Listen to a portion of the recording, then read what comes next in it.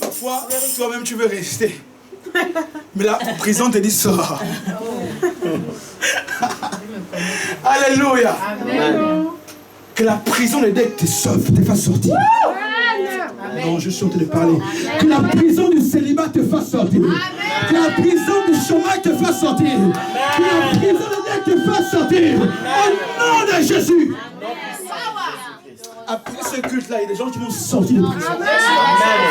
Vous savez que ce que je dis se réalise toujours. Après ce culte, quelle que soit la prison qui te bloquait, je déclare et je décrète que cette prison te fera sortir. Cette prison te fera sortir. Reçois cela, reçois cela, reçois cela. Je suis un prophète. Je libère ces paroles prophétiques. La prison te fera sortir.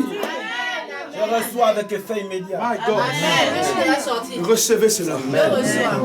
C'est prophétique. Yes. La liberté, c'est ton partage. Yes. Tu ne mourras pas en prison. Amen. Il y avait un problème. Joseph était la réponse. Yes. Car il était un don. Yes. Il était un don. Dis, je suis un don. Je suis un don. Je termine rapidement. Il me reste 6 minutes. Mais je vais seulement donner les autres points qui restent. Peut-être pas aller en détail, mais je vais donner afin que vous puissiez les avoir. 6e point.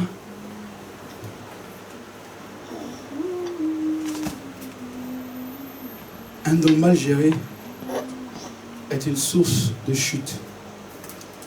Un don mal géré est une source de chute ou de problème. Quand tu gères mal ton don, tu peux te retrouver dans des problèmes. C'est pourquoi je dis un don mal géré est une source de chute ou de problème. 7e point, ne néglige pas le don qui est en toi. L'apôtre Paul rappelle à Timothée, ne néglige pas le don qui est en toi, qui t'a été transmis par l'imposition des anciens. Donc 7e point, ne néglige pas le don qui est en toi. Ne sous-estime pas le don qui est en toi. 8e point. Ton don va te propulser dans les sommets. 8e point. Ton don va te propulser où? Dans les sommets. Mais ton caractère va te maintenir. Yes. Ton don va te propulser dans les sommets, mais ton caractère va te maintenir. Ton comportement va te garder. Si tu as un bon caractère, tu vas rester dans les sommets. Mais si tu as un mauvais caractère, tu vas vite descendre. Le don te propulse, mais le caractère te maintient. Ce qu'on verrait souvent des gens qui ont des dons qui grimpent, mais quand ils ont un sale caractère, ils tombent rapidement. Que ta reçue ne soit pas comme celle d'une étoile filante. Yes. Amen. Je dis que ta reçue ne soit pas comme celle d'une étoile filante. Amen. Mais que ta reçue soit pérenne. Et qu'elle dure au nom de Jésus.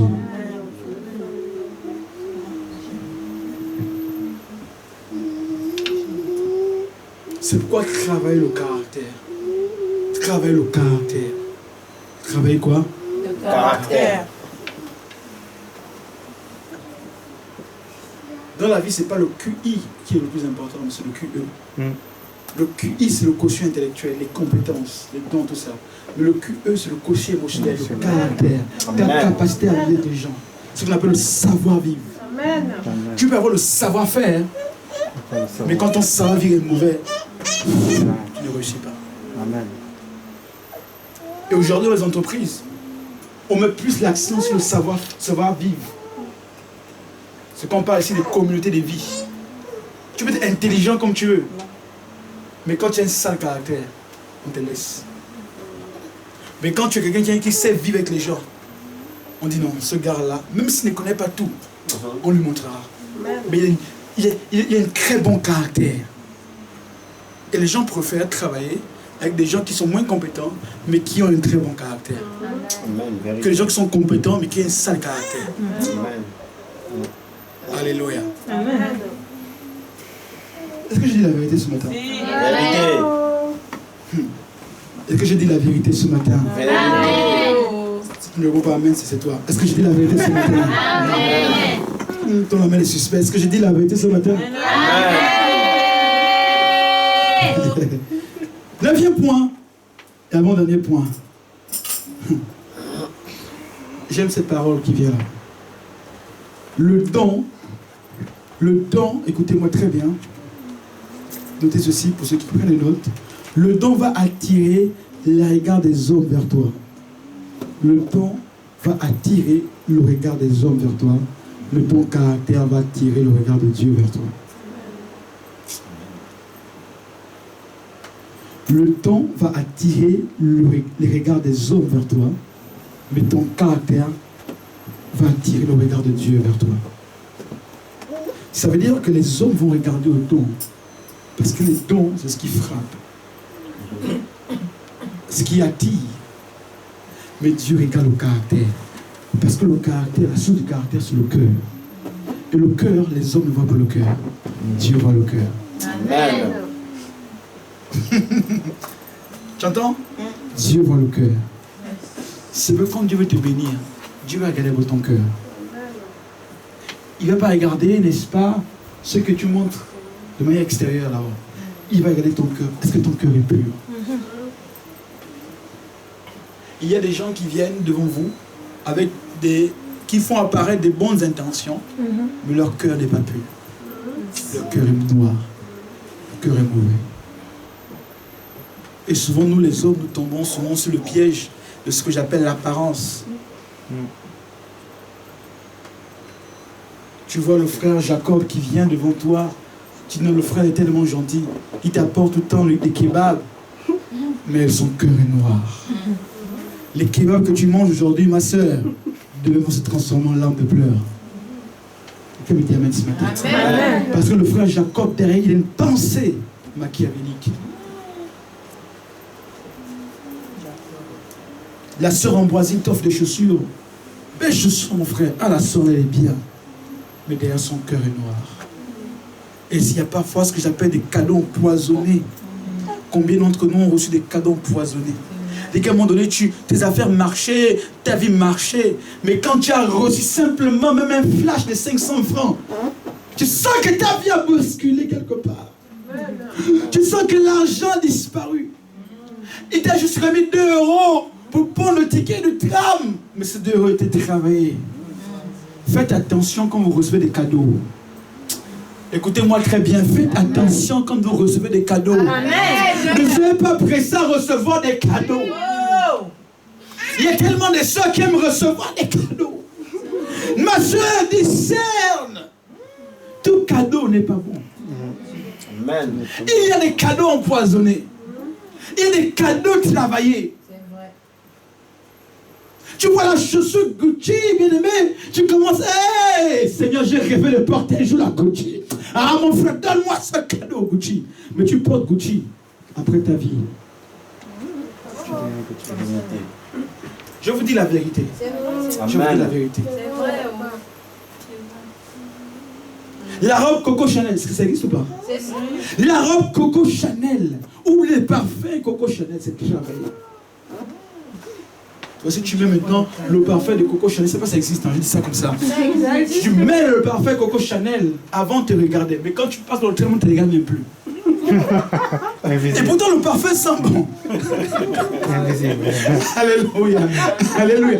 Avant même les gens t'envoient, moi sur Facebook, les gens t'envoient des petits messages, oh bonjour un peu. Mais on ne t'envoie même plus les messages, c'est compliqué. Alléluia. À cause du parfum là.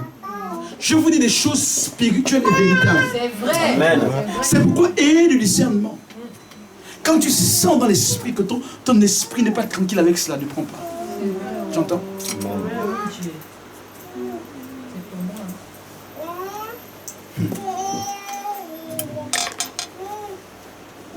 Ne pointe pas tes cadeaux. À ce moment-là, je n'ai rien eu, j'attends le mois prochainement. Fais attention. Si Dieu ne te convainc pas de prendre, ne prends pas. Parce qu'il y a des gens qui ont détruit les vies de personnes à cause de ça. Amen. Dans le monde spirituel. La nuit, il reçoit un cadeau, il va travailler ça dans les eaux. C'est comme ça qu'il y a des gens qui vivent dans les eaux, sous les eaux, qui travaillent avec la sirène des eaux. Et quand tu reviens là-bas, pour les frères qui aiment manger là, ne mange pas partout. Tu vas aller quelque part, un endroit bizarre, on te donne à manger. La nourriture est travaillée. Alléluia. La nourriture est travaillée. Au bout de 2 mois, voici ton ventre prend l'épaisseur. Est-ce que je peux dire la vérité à toi sur Alléluia. Voici comment ton ventre, même 9 mois de grossesse a dépassé. Ton ventre est tellement gros. C'est vrai. Pourquoi? Parce qu'il y a des gens qui mangent, mais leur nourriture est travaillée. Fais attention à ce que tu manges. Vous savez, j'enseignerai ici un jour sur le mystère de la table. Vous savez que même dans le monde professionnel, les plus grands, Billy, là c'est un homme d'affaires, les plus grands contrats se signent sur la table. Au restaurant. C'est vrai ou c'est faux? C'est vrai. Même Jésus, il expliquait ses paraboles au milieu de la table à ses disciples. La Bible dit qu'il parlait à la foule en parabole, mais quand ils étaient, n'est-ce pas, à table, avec les apôtres, c'est là qu'ils révélaient. Les grandes destinées se construisent au milieu de la table, mais c'est des grandes destinées se tuent au milieu de la table. Amen. Fais attention à ce que tu manges. Ma soeur, si tu dois jeûner, jeûne. À un moment donné, si tu sens que tu ne dois pas manger, hein, excuse-moi, actuellement je suis en jeûne en fait. Même si tu n'es pas en jeûne, dis que tu es en jeûne. Dieu va savoir. Mais ne mange pas. Bon, je vais quand même essayer de manger, faire plaisir. Mon frère, c'est travailler. C'est travailler des nourritures empoisonnées. C'est vrai, mon Dieu. Alléluia. Amen. C'est vrai. Tu es empoisonné. C'est vrai. Je connais des hommes qui étaient en relation avec l'homme-femme. Il suffit qu'il a juste mangé à l'extérieur. Et voici que les problèmes ont commencé. Il n'arrive plus à manger la nourriture de sa femme. Si ton mari ne mange plus ta nourriture, pose-toi des bonnes questions. Parce que quand il mange comme ça, il ne voit que le visage de la femme qu'il a laissée là-bas. Parce qu'elle a travaillé cela. Je ne sais pas comment les Camerounais appellent ça. Ils ont un nom là. Comment, dis-moi ça? Voilà. C'est les fans. Les fans. C'est fans camerounais, la même chose. Alléluia. Le quoi? Il te travaille. Et tu es perturbé. Tu vois, maintenant ton mari rentre à 3 h du matin chaque jour, mon frère. Après, je suis une question pour les femmes. Sachez aussi préparer. Amen. Sachez aussi préparer. Est-ce que je dis la vérité ce matin? Apprenez à faire la cuisine. Oui. Oh, quand j'étais petite, maman nous a pas appris à faire la cuisine. On avait une cuisinière. Apprends à faire la cuisine. Il faut dire ça. Traditionnel. Parce que la cuisine va garder ton mari à la maison. Voilà. Je peux redire ça encore. Je vous dis la vérité, mes amis. La cuisine va garder ton mari à la maison. Quand un mari sait que sa femme sait faire à manger, il est pressé pour rentrer à la maison. Amen. Si ton mari ne rentre pas tôt, c'est qu'il n'a pas ta nourriture, il y a trop de sel. Vérité. La révélation. Si tu sais que tu ne sais pas faire à manger, essaie de voir comment faire lire. Comment on fait le poulet brisé. Avec la sauce. Je vous dis la vérité, il y a des couples qui se divisent comme cela à cause juste de la nourriture. C'est vrai. Voici le frère est obligé de manger au McDo. Un monnaie KFC est obligé de le chasser tout le temps. Non, le gars là, il mange que ici. Je vous dis la vérité, on rit mais c'est vrai. Il y a des familles qui ne mangent que au McDo. Les femmes ne savent pas faire manger. C'est ça, c'est vrai. Vous n'avez pas cité nos sœurs blanches. Quelques-unes, pas toutes. J'ai des collègues comme ça. Je vous dis en connaissance de cause. Amen. La femme ne sait pas faire à manger. Tout le temps, c'est le McDo, KFC, kebab. Même on a souvent, tu vois, le frangin a un gros ventre. C'est passé avec les kebabs. La nourriture va garder ton mari à la maison. Moi, je rentre vite à la maison, pourquoi? Parce que ma femme sait faire manger. Amen. Alléluia. Alléluia. Hey! Yeah! Ta femme, ta fiancée ne sait pas faire manger, qu'elle vienne apprendre auprès de ma femme. Qu'elle vienne apprendre auprès de ma femme. Je confirme. C'est gratuit. Il a dit confirme. Alléluia. Alléluia. Ouais, je termine. Ferme-moi la parenthèse. Les hommes sachent aussi faire à manger. C'est vrai. Oh, les femmes sont là. Les femmes sachent aussi faire à manger. La pas simplement que maman Ferlie rentre pour faire manger. Tu es là depuis le matin, maman. À un moment donné, la soeur est fatiguée. Vrai. Elle a encore touché les marmites. Mon frère, tu es là depuis le matin, fais à manger. Est-ce que vous savez que les femmes aiment bien manger dans le de leur mari aussi? Amen. Oh, il n'y a pas de femmes ici, hein? Les femmes aiment bien manger la nourriture de leur mari. Alléluia, en très sœur. Quand maman rentre comme ça du travail, elle trouve tout prêt. Alléluia. Quand même. Oh.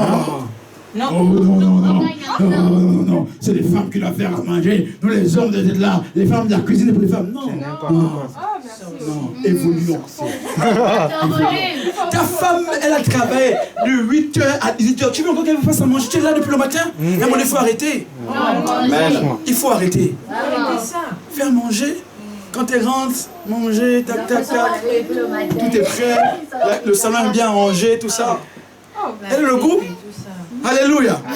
Oh, ma femme ne me parle plus. Elle ne t'est pas parce que tu ne sais pas faire manger, mon frère. Alléluia. Quelqu'un me dit amen ce matin. Pourquoi est-ce que tu ne veux pas laisser ces choses-là? Pourquoi est-ce que tu ne veux pas laisser ça? C'est comme mon message. Alléluia. Alléluia. Alléluia. Les frères là, leur amen me convainc. Alléluia. Même sur Skype. Alléluia. C'est beau quand il y a cette complicité-là. Ça permet effectivement de solidifier le couple. Je vous dis la vérité. Moi, à la maison, j'aime préparer le dimanche après le culte. Je sais faire à manger. Alléluia. Je n'ai pas attendu d'être marié pour savoir faire à manger. Mais James était là. Quand j'étais encore célibataire, il avec moi. Vous voyez, manger tous les plats que je faisais. C'était un peu lui qui expérimentait mes plats, comme un cobaye. Mais dans le bon sens. Alléluia. Mais j'ai appris à faire manger dans le célibat. Amen. Oh, moi j'attends quand je vais me marier, ma femme va faire manger. Frère, apprends alors à faire manger célibataire. Quand elle viendra comme ça. Vous savez, même les femmes, je suis en train de donner les secrets aux hommes là, c'est pas normal. Quand tu combattes une soeur, quand tu sais que Dieu a mis quelque chose, c'est même le secret, mon frère James, mon fils James. Quand tu sais que Dieu t'a mis une soeur dans le cœur, tu sais que c'est elle que tu dois épouser. Frère, il y a des techniques. N'invite pas au McDo. Invite la soeur quelque part. Fais à manger. Fais un poulet, quelque chose de terrible. Quand tu as mangé comme ça, les yeux seront aveuglés. Elle ne va voir que toi. Non, lui c'est l'homme de main. L'homme de maison, la chair de ma chair. Si tu envoies, si tu l'amènes, n'est-ce pas, à quel restaurant ici à Nantes? Le masque d'Olivier. Hein? Le Deck. Masque des Oliviers. Quand elle a mangé, c'est la nourriture de cuisiner qu'elle mange. Mais si tu fais un bon repas, tu entends? Un bon repas, frère, non, il y a quelque chose. Ce gars-là, il sait faire manger. J'irai là-bas. Parce qu'elle saura que non, même quand elle va rentrer dans le foyer, elle ne sera pas tout en train de préparer parce que l'homme sait déjà faire à manger. Alléluia. Il y a les sœurs qui ont le goût quand je dis ça. Elle a un goût là quand je parle de ces choses-là. Elle dit oui, il y a une personne qui dit, il faut faire appui, dis encore. Alléluia. Alléluia. Alléluia. Quelqu'un acclame Dieu très fort ce matin. Je termine, on va prier. Alléluia. Je prie pour des personnes. Je termine, dixième point, je ne vais pas le développer, mais notez ceci, dixième dernier point. Ne jamais compromettre son don. Ne jamais compromettre son don. Ne jamais vendre son don. Ne dis jamais que tu as reçu quelque chose, tu le monétises. Tu le monnaies. Tu le vends. Oh, écoute, il faut que je vienne chanter au CEPAL, il faut que le peuple me fasse une enveloppe de 50 € par dimanche. Mon frère, moi j'ai prêché, je ne mets pas un centime. Toi, tu veux me prendre 50 € par dimanche. Alléluia. Amen. Non, le don que tu as reçu, mets-le au service de Dieu. Alléluia. Que Dieu soit sur le dos. Est-ce qu'on peut prier maintenant rapidement avant de passer la parole à l'équipe pour les offrandes? Alléluia, lèvons-nous. Je vais prier pour les personnes ce matin. Allez, acclame Dieu très fort, Dieu t'es béni. Acclame Dieu. Acclame Jésus ce matin. Acclame Jésus. Alléluia. Car il est glorieux et digne de régner. Oui. La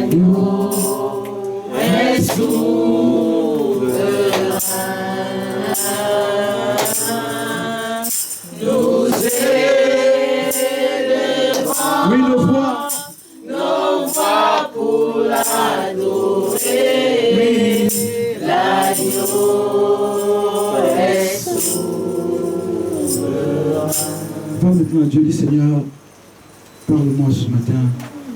Dis voici ma situation. Prends quelques secondes avant que je prie pour toi de manière individuelle. Parle à ton Dieu ce matin. Élève de voix, ne restant pas la bouche fermée. Parlons à Dieu ce matin. Si tu parles en langue, parle en langue. Si tu parles en français, parle en français. Dis-moi à Dieu ce matin.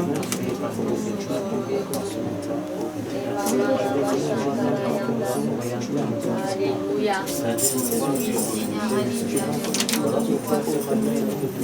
Parle à ton Dieu ce matin.